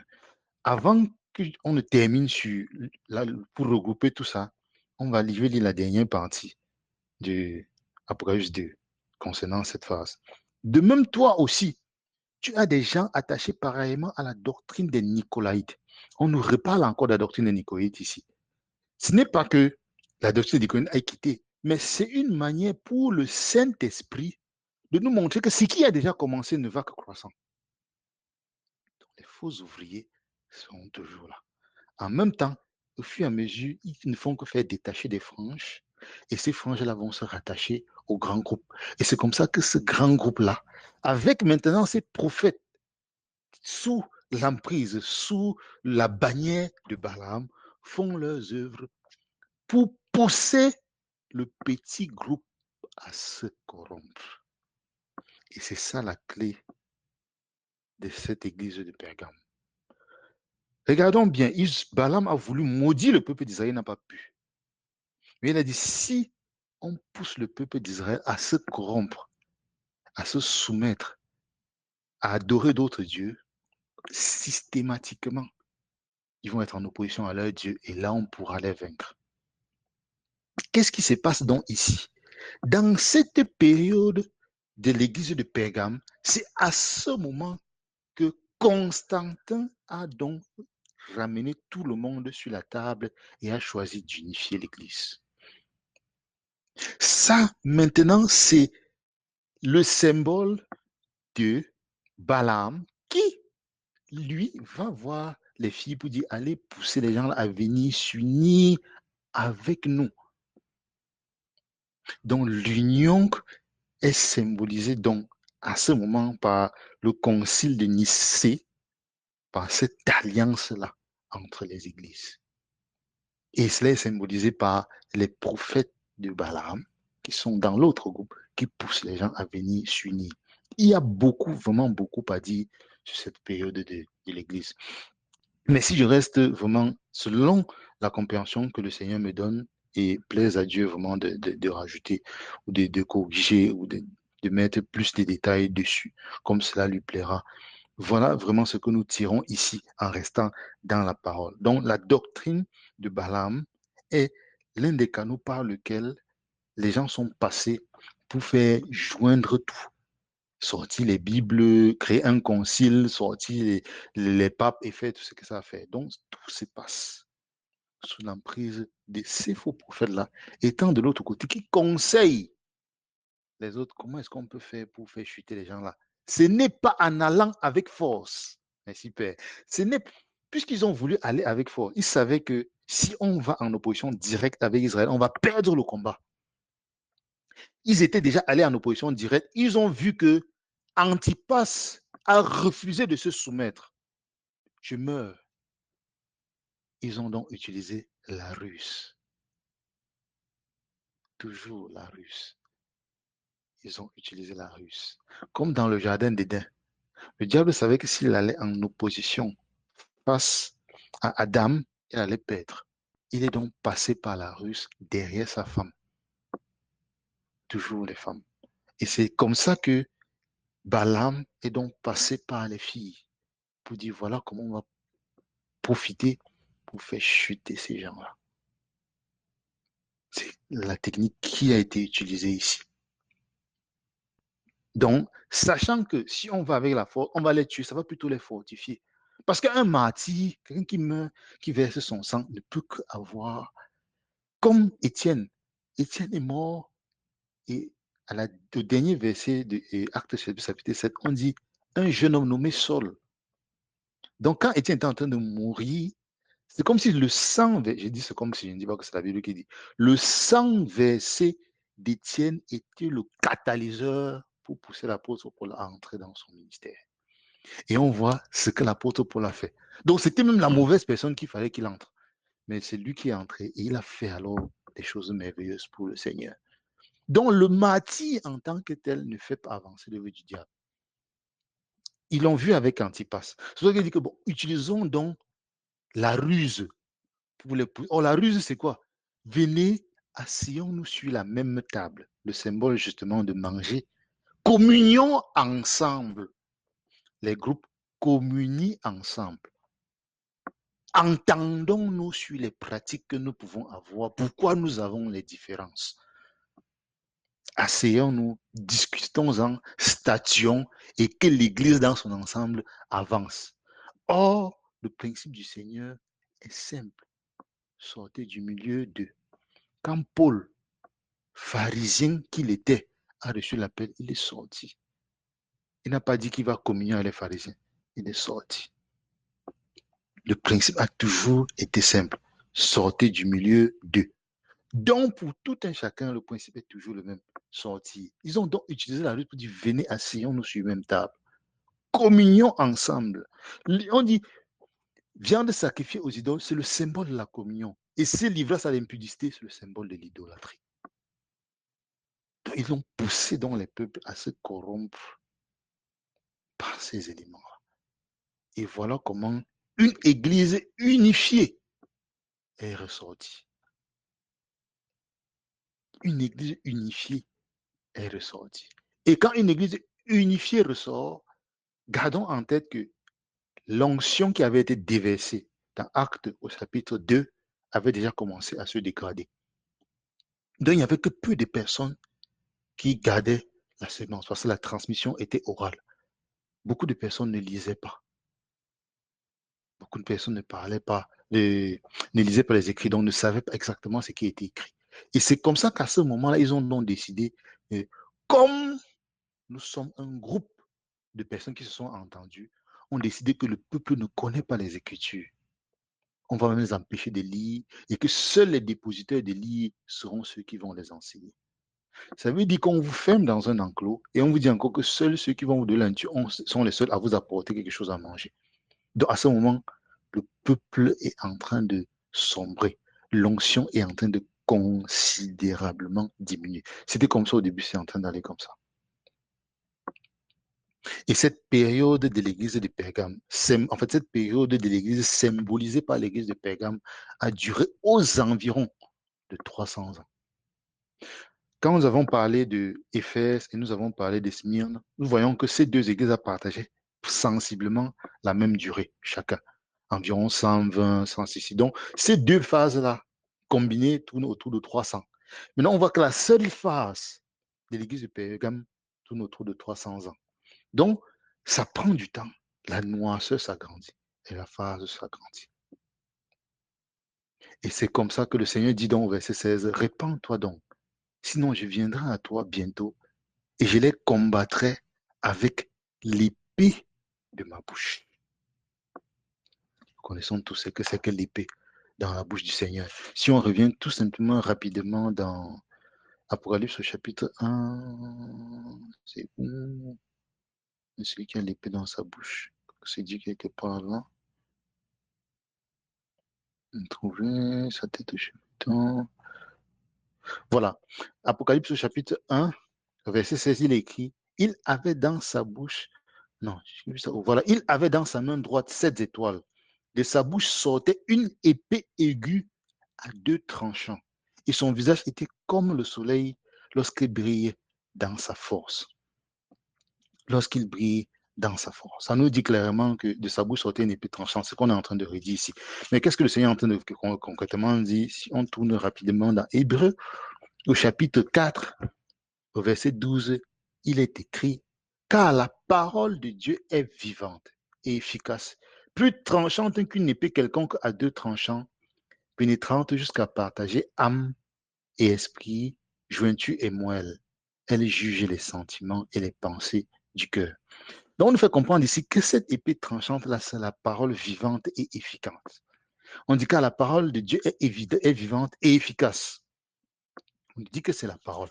Si nous revenons donc dans Apocalypse au chapitre 2, il dit, répands-toi donc, sinon je viendrai à toi bientôt, je les combattrai avec l'épée de ma bouche, je les combattrai avec la parole. Ça, c'est donc le symbole qu'à ce moment-là, la parole est rare.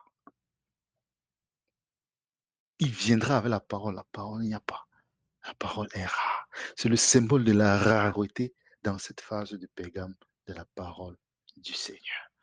Donc, avec tout ce qui se passe, toute cette évolution de l'Église, la parole se raréfie davantage. Davantage. Davantage. Donc, voilà, mes bien-aimés, ce que le Seigneur m'a permis de comprendre de cette troisième église qui est l'église de Pergame et dont nous avons discuté. Est-ce qu'il y a des questions? Est-ce qu'il y a des incompréhensions? Est-ce qu'il y a des choses sur lesquelles vous voudriez que nous y revenions? Gardons en tête que c'est ce que le Seigneur m'a permis de comprendre. Puisse-t-il, par sa grâce, corriger, donner des éclaircissements comme cela lui plaira. Gloire lui soit rendue à jamais. Amen.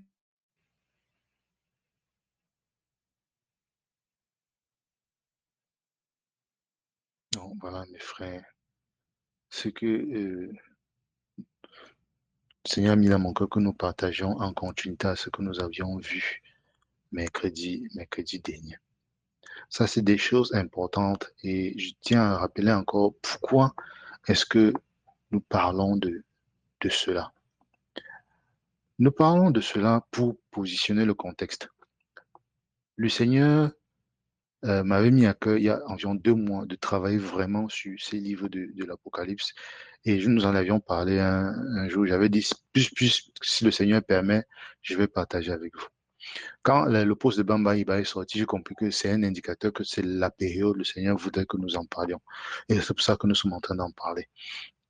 Et là, c'était enlèvement de l'Église et grande tribulation, quelque chose comme ça. Maintenant, pour arriver à l'enlèvement de l'Église, Le Seigneur a fait passer l'Église dans des phases. Nous passons donc au travers des Écritures pour comprendre le parcours que l'Église a eu, mais plus encore pour comprendre l'ère dans laquelle nous sommes, ce que le Seigneur est en train de vouloir faire sur cette terre des mortels. Quand nous voyons comment la puissance, et nous comprenons, ou bien du moins, moi je comprends pourquoi à un moment il était si difficile de voir les vrais ouvriers, si difficile de voir la parole du Seigneur se manifester, car tout avait été perdu, tout avait été égaré. Sans parler même des doctrines qui sont changées. Donc les gens n'avaient même pas la Bible comme nous l'avons là. Les gens n'avaient pas les écrits. Sans parler de la compréhension des écrits. Ils ont été enseignés sur des choses qui n'étaient même pas en liaison avec ce que dit la parole. Tout cela avec le diable qui est en train d'implémenter son plan. Mais quelle que soit la profondeur des ténèbres, Dieu se garde toujours un faible reste. Et ce reste-là est en train d'illuminer la terre par sa lumière. Je prie donc que le Seigneur nous donne de comprendre l'évolution des choses. Et j'avais expliqué la dernière fois. L'âge d'Éphèse a commencé, où l'Église a commencé par le Saint-Esprit. C'est descendu ensuite au caractère, tout ça, jusqu'à ce qu'on soit en train de voir Pergame. Et plaise au Seigneur, on verra Thyatire et les autres. Mais l'âge de la fin, l'âge de l'enlèvement, c'est-à-dire l'âge qui finit par l'enlèvement, se termine par le Saint-Esprit. Ça a commencé par le Saint-Esprit, ça se termine par le Saint-Esprit. Entre-temps, ça décroît jusqu'à on croit que ça a disparu, et maintenant ça recommence à croître. C'est pour ça que j'ai dit la dernière fois, le Saint-Esprit avait été donné avant, sans que le caractère ne soit formé comme il fallait, transformé pour plaire au Seigneur. Mais maintenant, le Seigneur nous fait d'abord passer par la transformation, que le caractère soit bien fait pour que les dons viennent maintenant se mettre dessus pour finaliser le tout. Dans Corinthiens, ils avaient les dons, mais le caractère n'y était pas. Maintenant, le Seigneur est en train de transformer notre caractère pour que nous arrivions au stade mature, au stade qui lui plaît, pour qu'il clôture avec les dons. Parce qu'après cela, les dons, on est parti. Donc, c'est pour ça que nous voyons cette chronologie-là, cette décroissance et comment la recroissance a pris pour arriver là où nous sommes aujourd'hui. Donc, voilà pourquoi nous passons au travers des Écritures. Plaise au Seigneur d'ouvrir notre intelligence pour comprendre cela. Est-ce qu'il y a des questions?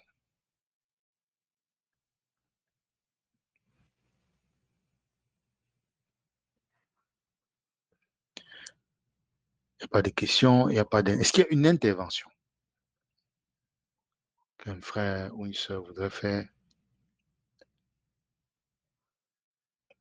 Non, s'il n'y a pas d'intervention, nous allons donc prier pour rendre grâce au Seigneur et pour nous séparer.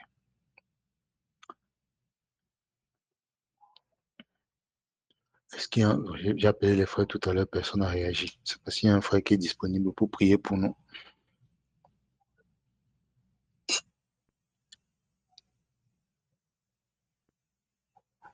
Est-ce qu'il y a un frère qui est disponible pour prier pour nous? Le frère Donald, le frère Roméo, le frère Rodrigue.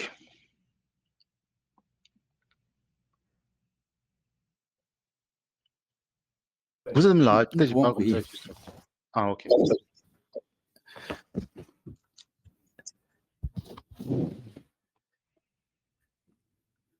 Tendre Père, nous te rendons grâce. Te disons encore merci pour ces moments glorieux que tu nous as accordés. Merci, Père, pour cet autre jour que tu nous donnes dans ta grâce, dans ta présence. Merci, Seigneur, pour cette nourriture que tu nous as, Père, permis de nous délecter. Seigneur, nous prions, Papa, que toi-même, tu installes et que tu nous permets d'ingurgiter cette nourriture, Seigneur, que nous la méditions, Papa, afin que tu puisses éclaircir nos lanternes pour les prochains chapitres. Oh Seigneur, Merci Seigneur pour mon frère. Merci pour ma soeur ici présente. Merci pour leur vie. Merci pour tout ce que tu fais, petite comme grande. Parce que Seigneur, c'est par ta grâce que nous sommes encore vivants aujourd'hui.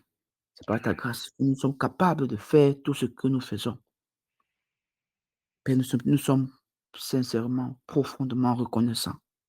Reconnaissants pour ta main dans nos vies, reconnaissants pour ta main dans la vie de nos familles, de nos enfants, de tous ceux qui sont liés à nous.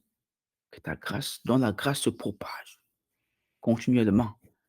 Père, nous te recommandons, Seigneur, ce week-end, nous te recommandons, Seigneur, tout ce que nous ferons après ici. Seigneur, nous prions que tu sois avec nous, que tu sois, Seigneur, notre bouclier, que tu sois notre protecteur, que tu sois notre barrière.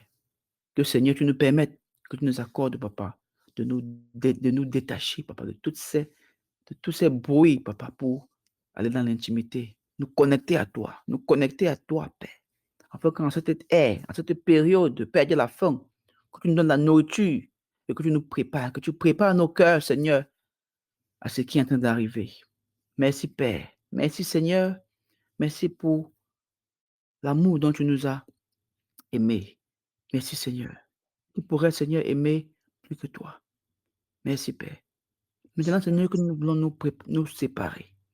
Père, je prie que tu bénisses mon frère ici présent, que tu bénisses ma soeur, que tu nous permettes, Seigneur Jésus-Christ, de toujours rester scotché à toi, oh Père. Que tu permettes, Seigneur Jésus-Christ, que ta parole, que sa révélation nous éclaire, oh Père. Que nous puissions garder le cap sur toi, quelles que soient les épreuves par lesquelles nous passons, oh Seigneur. Donne-nous de lever les yeux vers toi. De lever les yeux vers toi, Seigneur, pour le réconfort. Père, merci. Merci pour ceux qui n'ont pas pu se connecter ici aujourd'hui. Seigneur, quelles que soient les raisons, Papa, nous prions que tu les bénisses. Tu bénisses chacun de nous, que tu bénisses nos frères, que tu bénisses, Seigneur, nos sœurs, que tu bénisses, Père, tous ceux-là, Père, qui invoquent ton nom, quel que soit le lieu dans le monde. Que ta bonne main soit sur eux, que ta bonne main les protège, eux et leurs familles. Père, nous te dis encore merci. Que toute la gloire te revienne, que tout l'honneur te revienne, Seigneur Jésus, que toute la grâce, la magnificence, la puissance et l'action de grâce. C'est par le nom de ton Fils Jésus-Christ que nous avons prié. Amen. Amen. Amen. Amen. Amen.